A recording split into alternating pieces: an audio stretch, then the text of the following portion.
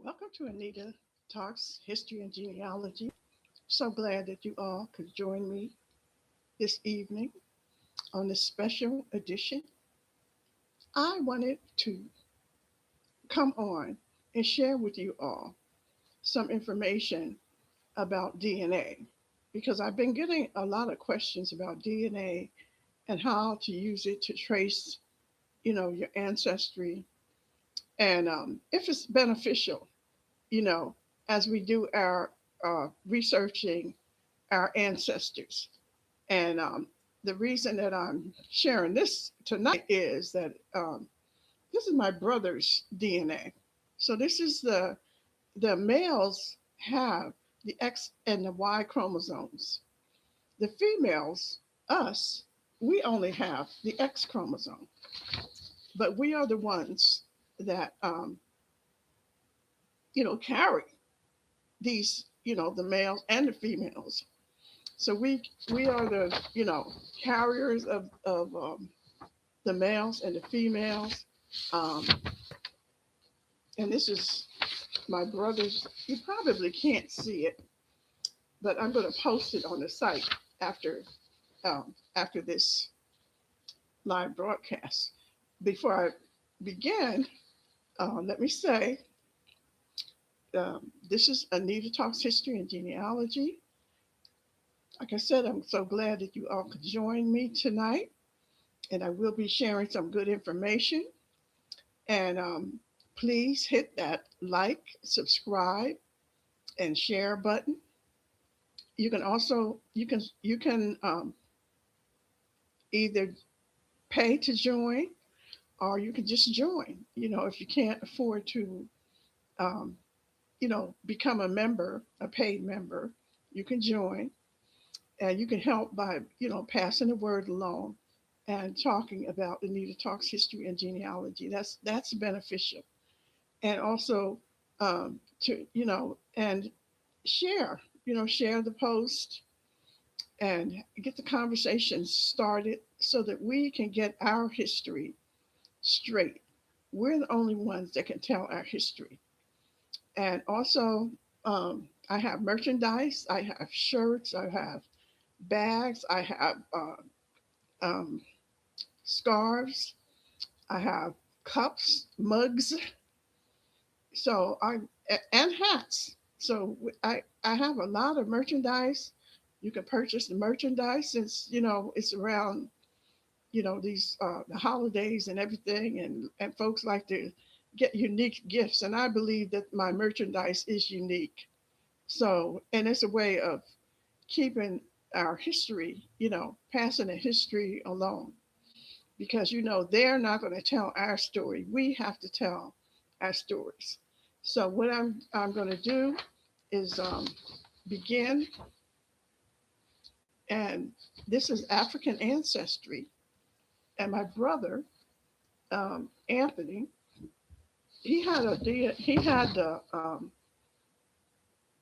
DNA test. This was in 2004.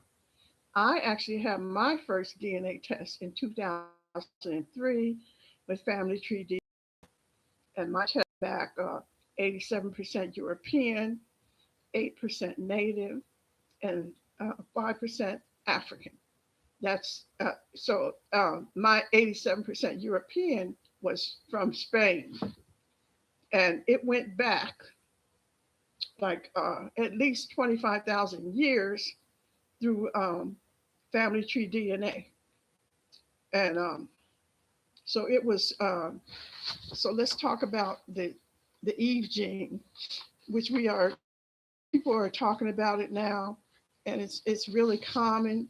But back then they were calling it the seven daughters of Eve, and the seven daughters of Eve were from an African woman who is the mother of all humankind that exist on this earth today, even though some folks want to deny it.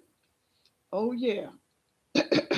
um, so back then in 2003, Family Tree DNA, uh, you know, was very vocal about the seven daughters of Eve, And so my daughter is Tara. Then there's one called Ursula. That's the second one. So let me see. I want to get this right. Uh, but once they began really talking about it, and the guy that did it, he was, he's European. He's a white dude, and he was the one that. But they were telling him he was getting flack, and so it was, there was a lot of information about it, and then all of a sudden there wasn't, and I believe it's because those daughters of Eve were coming out of Africa. So I think that that is one of the reasons why he was. It kind of like, how people would tell stories. I mean, start talking and it becomes popular, and then everybody wants to get in on it, and the so after a while there were people complaining, and they didn't like the results and everything, and they kind of quieted down, you know. But the seven daughters of Eve are Ursula,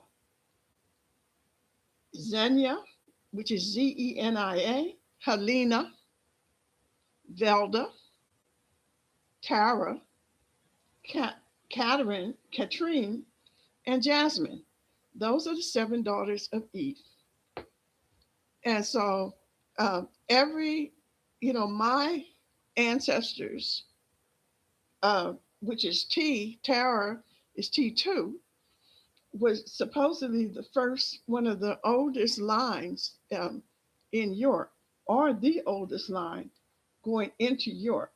So they left North Africa and went over the Iberian Peninsula and entered Europe like 25,000 or so years ago, um, and were the first people to live in that region. They implied to me that those Africans are my ancestors who entered Europe, were the first ones to enter into that region, and that they populated Europe. So the thing is that I doubt back then that my female ancestor entered Europe without any males. I think that they entered Europe and that there was a lot of them together. They may have been hunting game. They may have been, you know, um, you know, just escaping something. Maybe something was chasing them, or the weather had changed, or something. So yeah, they were in Europe, and somebody, I've heard recently that intermixed with the, but they are older than the Neanderthals. My descendants are found across Europe. I know because I did the research myself, um, and in the Mediterranean regions of Europe, like the Thracians, connect TH African ancient groups, IANS, highlighting ancient migrations and deep European roots. Tara is a name given to this ancestor, my ancestral maternal line, from which almost all modern Europeans descend, according to Brian Sykes' research. And Brian Sykes is a white man, a European man. He's the one that was doing the research. While present throughout Europe, Tara descendants are often found in Western Europe near the Mediterranean and in Ireland. The lineage represent a deep-rooted European maternal line, with its bearer surviving major historical upheavals. Um, I've never heard of the Thracians. I have to look that up. It's the people from Southeast Europe, oh, from the Balkans. genetic, and there's a genetic bridge. Um, the Thrashing DNA, including T, shows them as a vital genetic link between Europe and Asia, influencing populations in Bulgaria, Romania, Greece, and beyond. So that's the female line. And so my son, my excuse me, my brother Anthony, the one that also took the DNA test, he is he also T2 because again he has the X and the Y because he's a male, and I only have the X because I'm a female. And um, the Y chromosome DNA sequence. This is African ancestry, where my brother took the test. And African ancestry, I took a DNA test with African ancestry too, and they also said that my maternal lines came out of Europe, out of what is now Spain. And so I did find DNA cousins that were in the Basque region of Spain, and in fact, all over Europe. Um, so the Y chromosome DNA sequence that was determined from my brother was common among people in Colombia. This is Colombia, Colombia, South America. Moreover, it is not found in the white Colombian population. It is most likely shared among the native South Americans. And we studied the polymorphisms, which are different forms of DNA on the non recombining portion of your Y chromosome, um, NRY. This segment of DNA is transmitted identically from father to son. A panel of 9 polymorphic loci on the NRY was analyzed using standard polymerase chain reaction (PCR) methodology.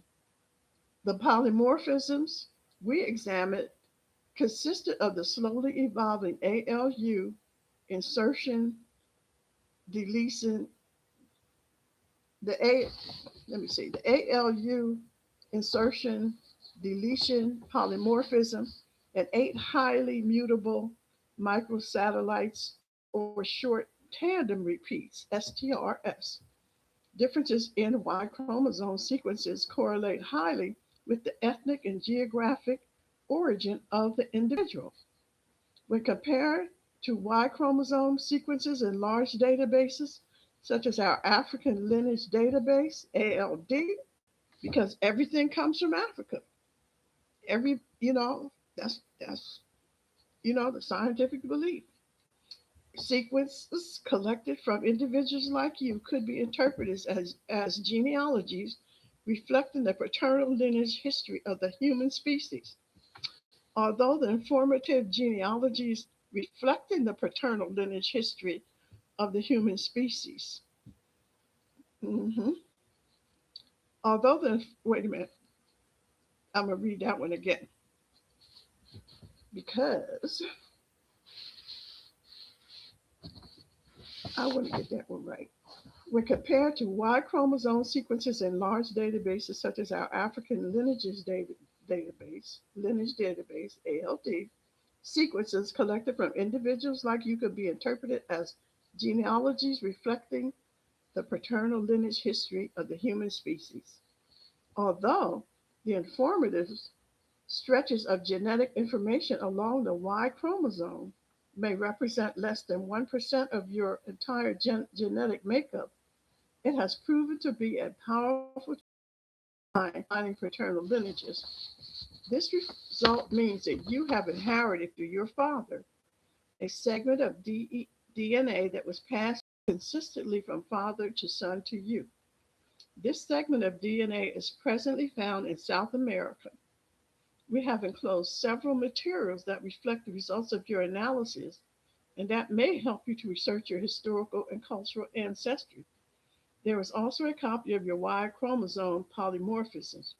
We have also included a certificate of ancestry authenticating that your polymorphisms match with the Native Americans in Colombia.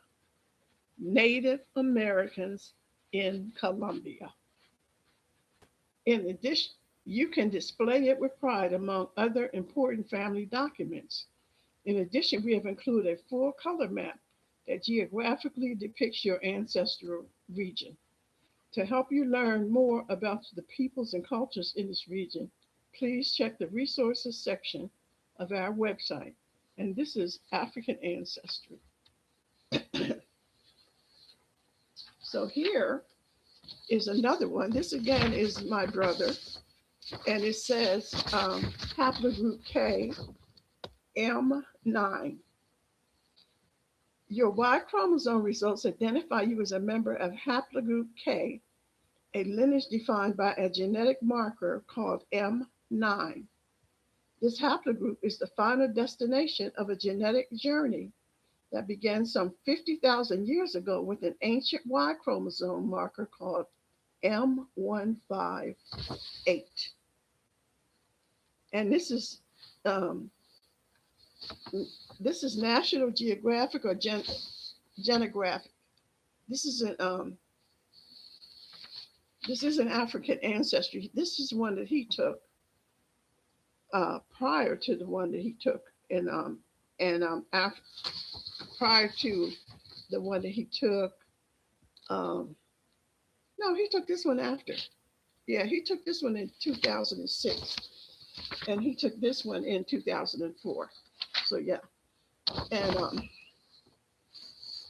this one, this is really broke it down the genetic history, and I am going to post this, so that people can see this, or I will share it with you all. If you email me, I'll put my email in my address. So this is haplogroup KM9. And your Y chromosome results identify you as a member of haplogroup K, a lineage defined by a genetic marker called M9. This haplogroup is the final destination of a genetic journey that began some 50,000 years ago with an ancient Y chromosome marker called M168. The very widely dispersed M168 marker can be traced to a single individual Eurasian atom. This African man, who lived some 31,000 to 79,000 years ago, is the common ancestor of every non-African person living today. His descendants migrated out of Africa and became the only lineage to survive away from humanity's home continent. Population growth during the upper Paleolithic era may have spurred the M1, this M158 lineage. I'm sure that's a 5. I don't want to get it wrong. Anyway, to seek new hunting grounds for the plains animals crucial to their survival. A period of moist and favorable climate had expanded the ranges of such animals at this time. So these nomadic peoples may have simply followed their food source. Improved tools and rudimentary art appeared during this same epoch, suggesting significant mental and behavioral changes. These shifts have been spurred by a genetic mutation that gave Eurasian Adam's descendants a cognitive advantage over other contemporary but now extinct human lineages.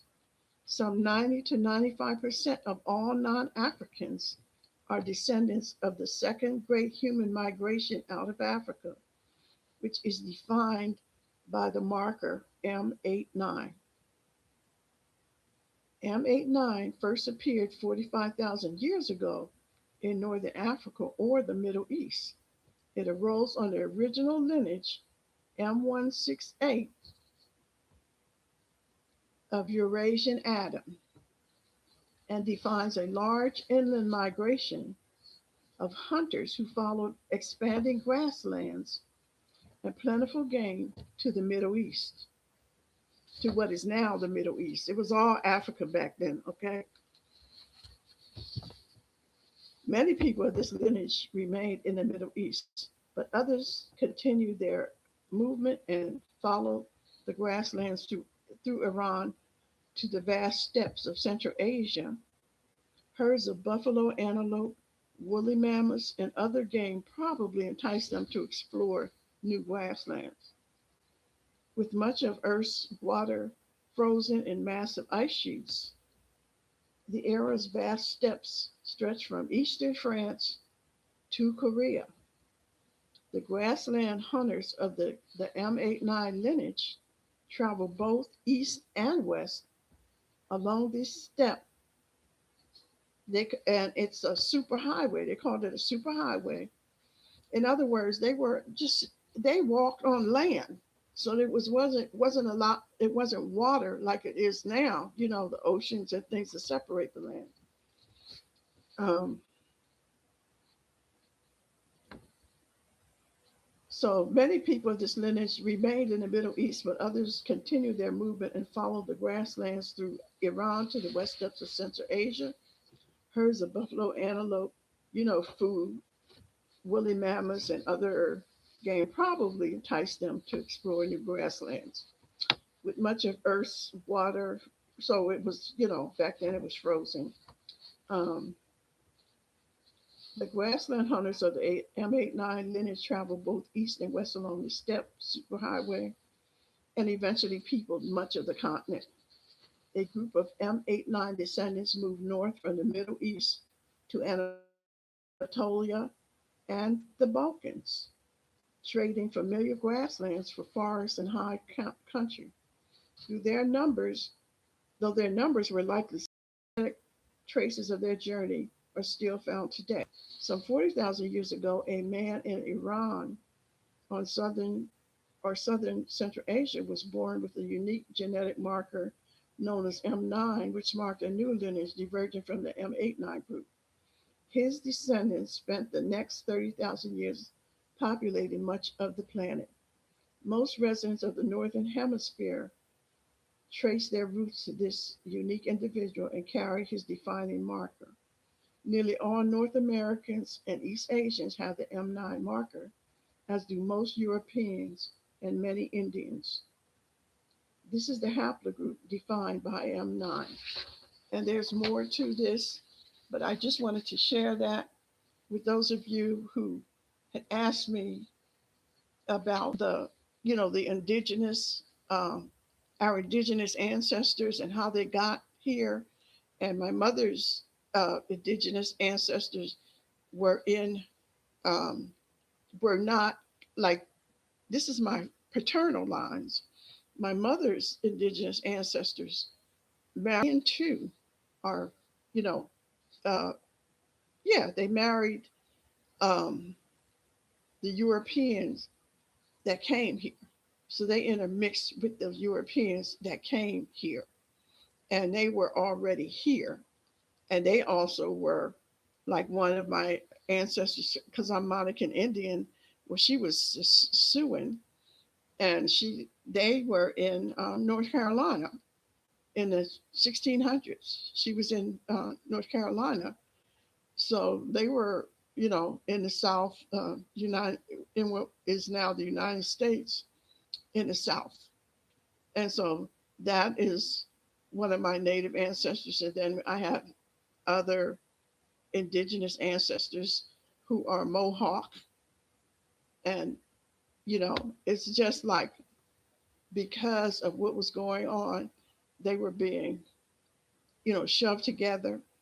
And one of the beliefs that I have is that these Europeans who were colonizing, and when they started bringing Africans over here, remember they were, how they were breeding, you know, I think they were breeding some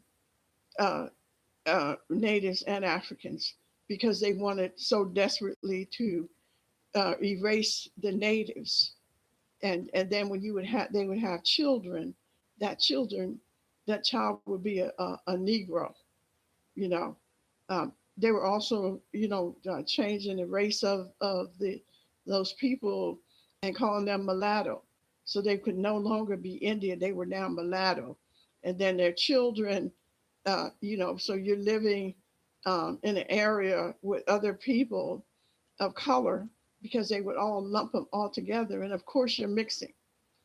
So, and then there was the other ones because I have lines in my family too that were intentionally impregnated by white males, and those children would come out if they were light enough, they could pass. And I would say that many people that are in those areas in the South, especially in the South, and have some Native and African DNA that they don't want to talk about. They'll talk about the Native faster than they will the African. And many of my ancestors, I have people who went into Canada as white people. You know, I mean, that's a whole book by itself, just talking about those people.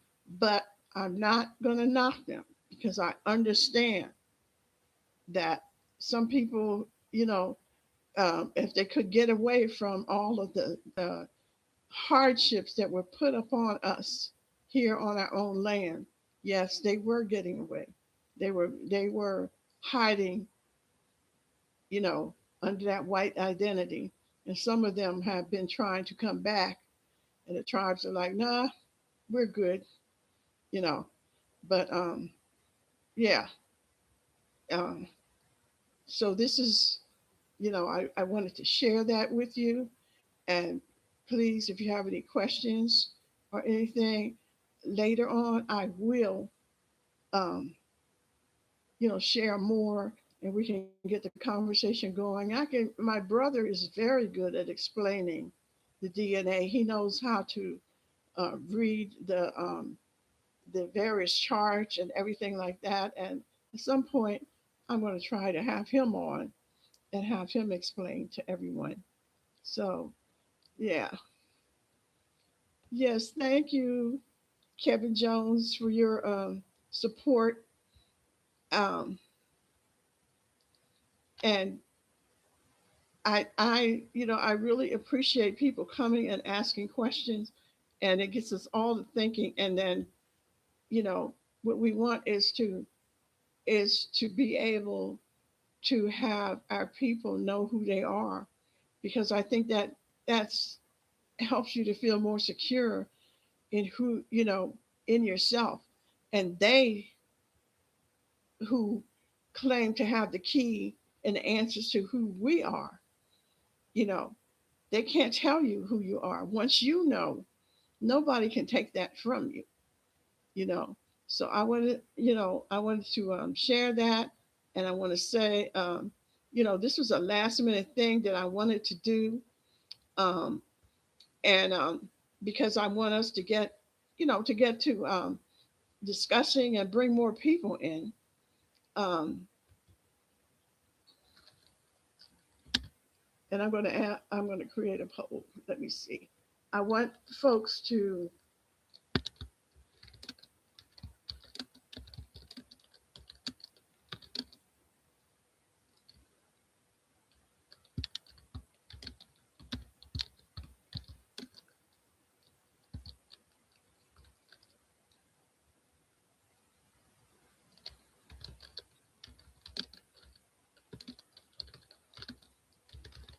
So some of us have, you know, DNA. You know, some of us like just have the family history, and some of us have the DNA. And so let's, see what is the most helpful. Is the DNA most helpful, or is it a combination? So that's, I'm gonna putting out a little poll about that. But otherwise, I'm gonna close for tonight, and I'm gonna say thank you, and don't forget to continue to share and support our channel. And I will, I'll be back shortly. Have a good one, everyone. Bye.